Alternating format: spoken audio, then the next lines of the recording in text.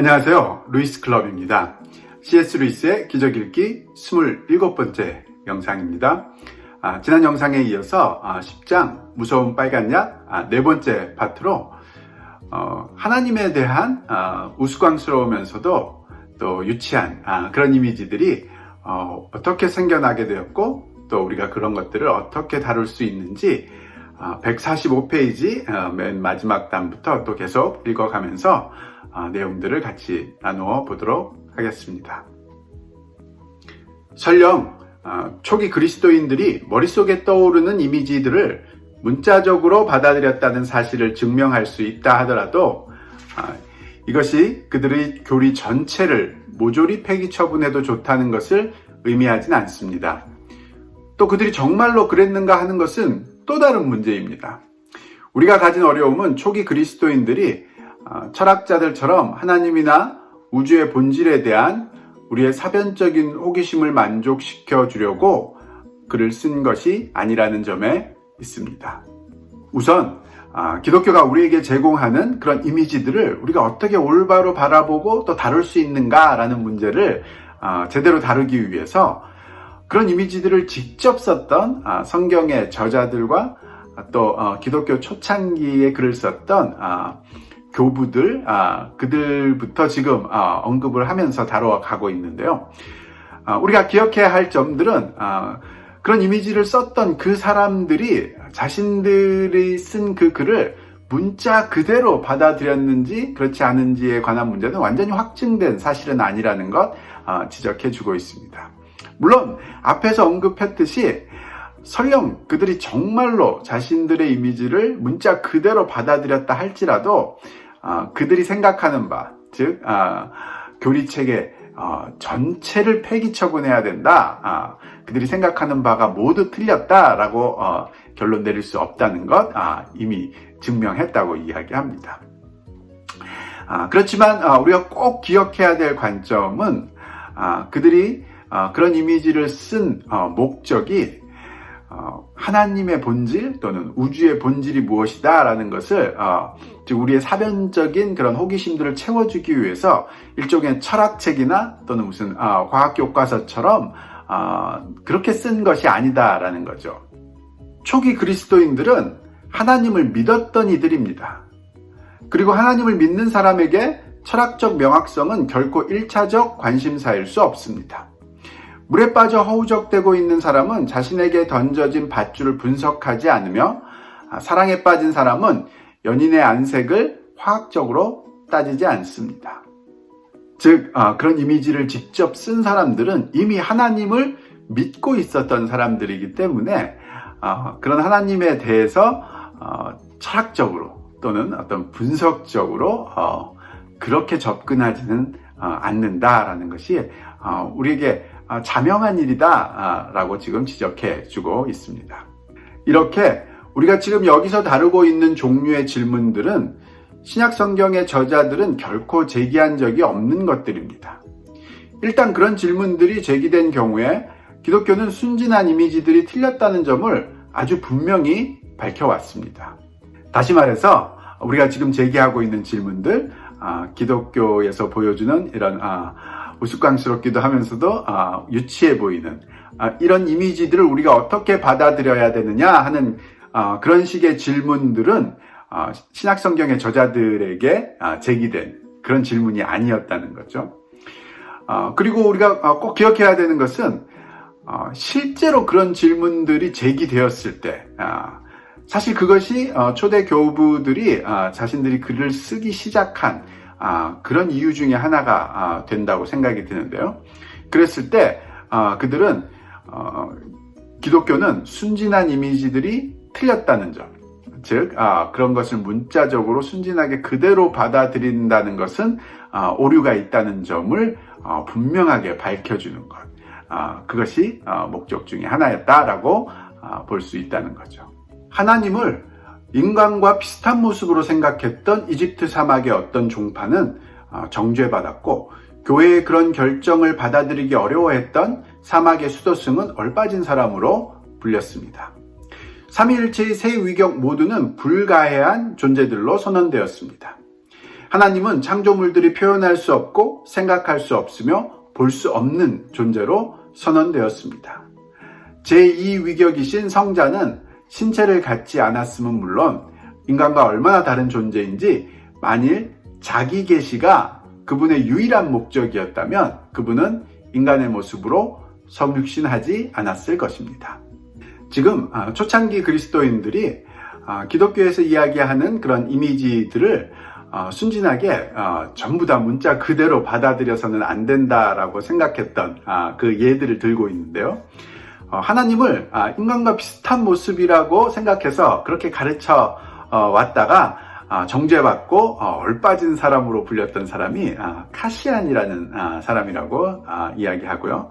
또 하나님의 인격이라는 것은 불가해한 면이 있다라는 것을 분명하게 선언했던 사람이 바로 아타나시우스라고 이야기하며 또 하나님은 창조물로는 완전히 표현할 수 없다라는 것을 분명히 했던 사람을 성 크리소스톰이라고 이야기합니다. 또 만약에 예수님께서 자신의 모습을 계시해 주기 위해서만 이 땅에 오셨다면 절대로 성육신하지 않으셨을 것이다. 즉 인간의 몸으로 오지 않으셨을 것이다 라고 생각하고 가르쳤던 사람이 바로 아타나시우스, 즉 삼위일체의 그 교리를 확립했던 사람이죠. 그 사람이 성육신이라는 책에서 그렇게 분명히 선언하고 또 가르치고 한 면들을 보게 된다고 이야기합니다. 우리가 신약 성경에서 이런 식의 진술을 찾아볼 수 없는 것은 그 당시에는 아직 이런 이슈가 분명하게 제기되지 않았기 때문입니다. 그러나 신약 성경에서도 우리는 일단 이런 이슈가 분명하게 대두되면 그것이 어떤 식으로 결정될 것인지를 분명히 알게 해주는 진술들을 찾아볼 수 있습니다. 지금 C.S. 루이스가 이야기하는 것은 신약 성경 내에서 이런 초대 교부들의 글에서 보여지는 이미지들을 어떻게 이해해야 되고 또 어떻게 받아들여야 되는지에 관한 그런 진술들이 신약 성경 내에는 없지만 그 이유는 그 당시에는 이런 식의 이슈들이 제시되지 않았기 때문이다라고 얘기합니다. 그렇지만 적어도 간접적인 면으로, 즉 만약에 이런 식의 이슈들이 제기됐을 때 어떤 식으로 이 문제들이 해결될 것이다. 즉 초대교부들이 지금 택하고 있는 이런 방식으로 해결될 것이다 라는 그런 면은 충분히 엿볼 수 있는 그런 구절들이 많이 있다고 이야기하는데요. 한번 같이 읽어보도록 하겠습니다. 성자라는 칭호는 현대인의 귀에 원시적이고 순진하게 들릴 수 있습니다. 그러나 신약 성경에서도 이미 이 성자는 영원히 하나님과 함께 계셨고 또한 하나님 자신이셨던 말씀, 담론, 이성과 동일시되고 있습니다. 그분은 온 우주를 하나로 통일시켜주는 전반적 결합원리, 응집원리입니다.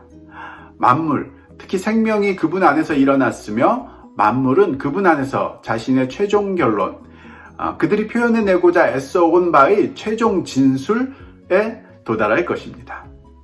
성경 안에서 예수님을 부르는 칭호 성자, 즉 하나님의 아들이라는 이 단어는 분명히 현대인의 귀에는 좀 원시적이면서도 순진하게 들리는 그런 이미지를 가지고 있는 것 인정을 하고 있습니다. 그렇지만 성경 그 자체가 이 성자라는 그 이미지의 의미를 설명할 때는 사도 요한의 경우에는 로고스라는 그 단어를 사용해서 하나님 말씀 그 자체, 담론 그 자체, 이성 그 자체라는 식으로 태초부터 하나님과 함께 있는 그런 말씀과 담론과 이성 이런 식의 설명들을 하고 있으며 바울 사도도 어떤 우주를 하나로 통일시켜주는 전반적인 어떤 결합 원리, 응집 원리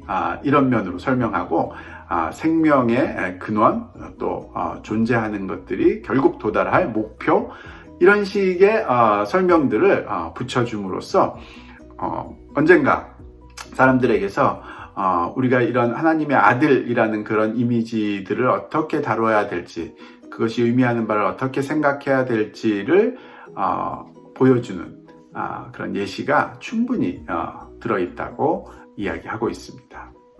물론 이런 사상들이 아직 존재하지 않았던 기독교의 초기 상태를 상상해 보는 일은 얼마든지 가능합니다.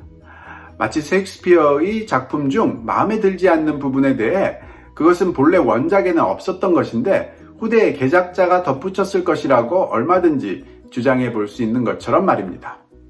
그러나 그런 식의 억측을 진지한 탐구라고 할 수 있을까요?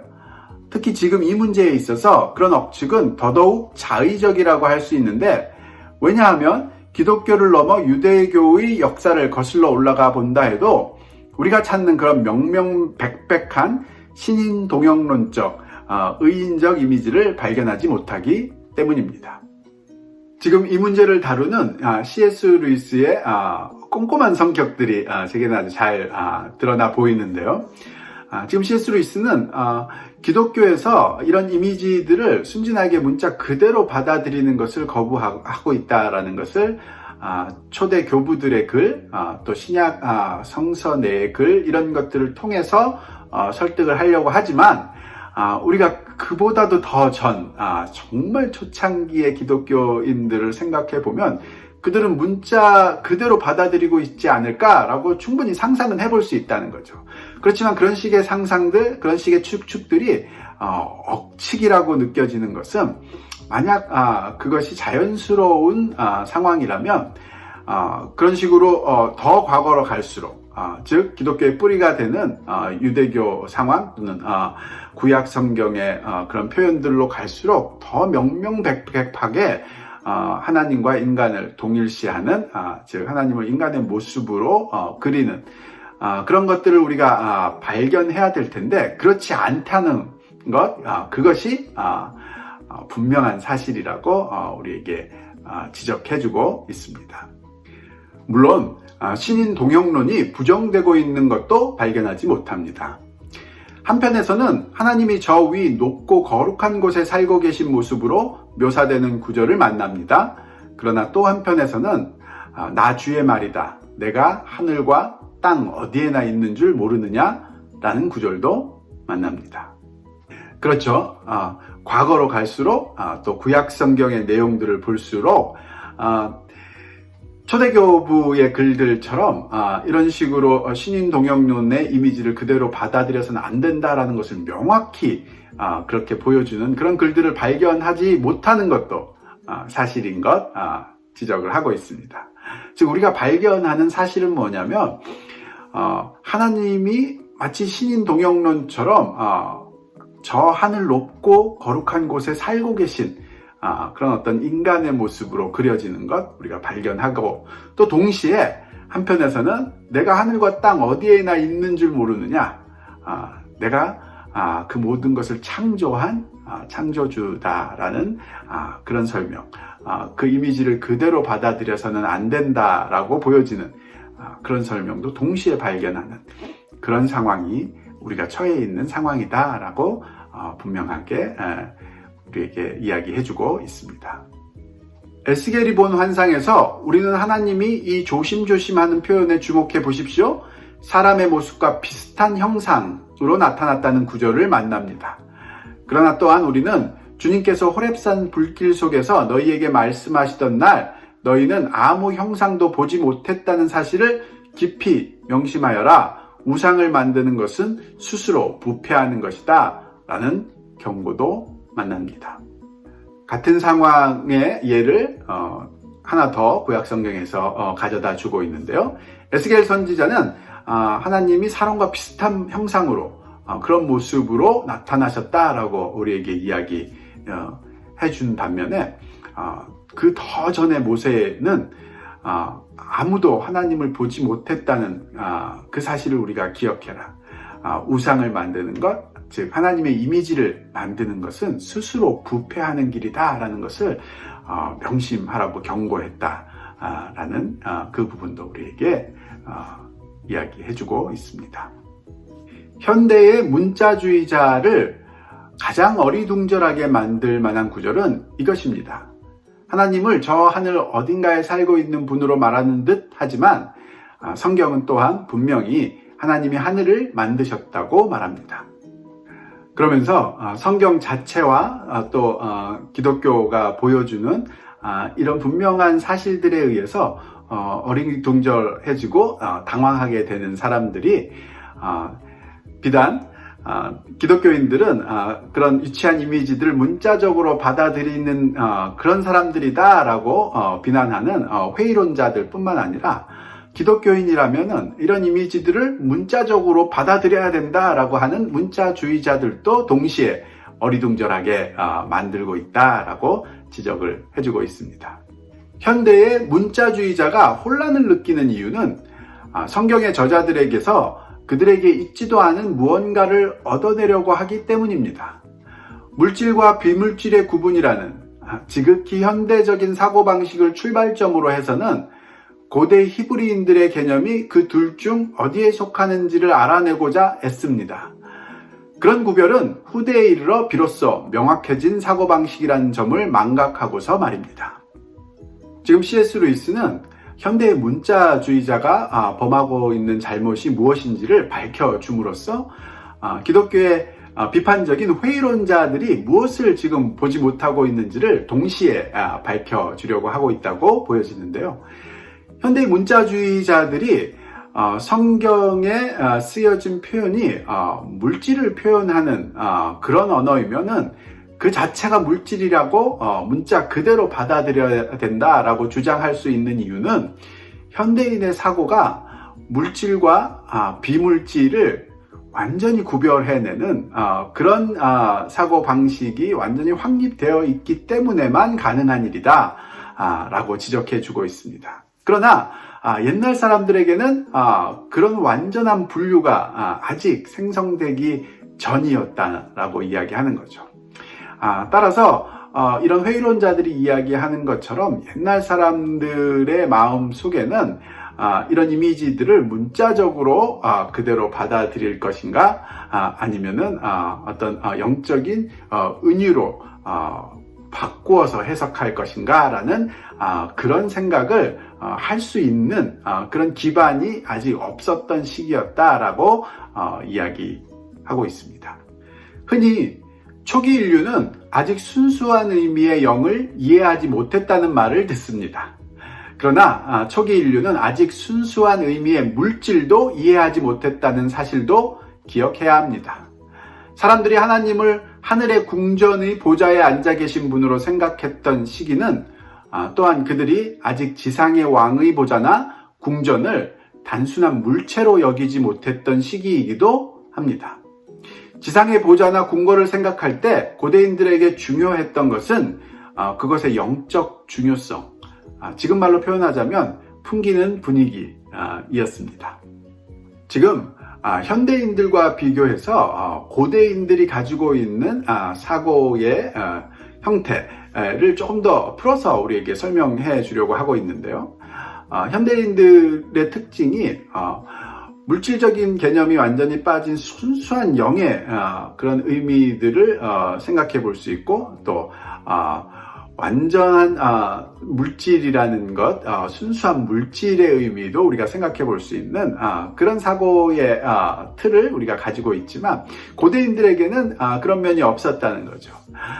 즉 어떤 대상을 생각할 때 거기서 물질적인 의미를 완전히 뺀 순수한 영적인 의미, 말하자면 완전히 추상적인 그런 사고가 불가능한 면이 있었다라는 것을 쉽게 어떤 유적이나 또는 기록이나 이런 것들을 통해서 많은 사람들이 공통적으로 발견할 수 있다라고 이야기합니다. 그런데 많은 사람들이 또 쉽게 간과하고 있는 것은 동시에 그 옛날 사람들은 완전한 물질이라는 그런 개념도 없었다는 거죠. 그것도 현대에 들어와서 과학이 발달하면서 우리가 갖게 된 그런 개념이었다는 것 우리가 꼭 기억해야 된다고 이야기합니다. 따라서 옛날 사람들의 의식에는 그런 영적인 의미와 또 물질적인 의미가 항상 섞여서 존재하는 즉 왕의 보좌나 궁전 이런 것들을 우리가 생각할 때 순수한 물체로만 볼 수 없었고 그 두 가지 의미가 복합적으로 드러나는, 쉽게 얘기하면 풍기는 분위기, 그것이 가장 중요한 의미였다라는 것, 그것을 우리가 기억할 필요가 있다라고 이야기합니다.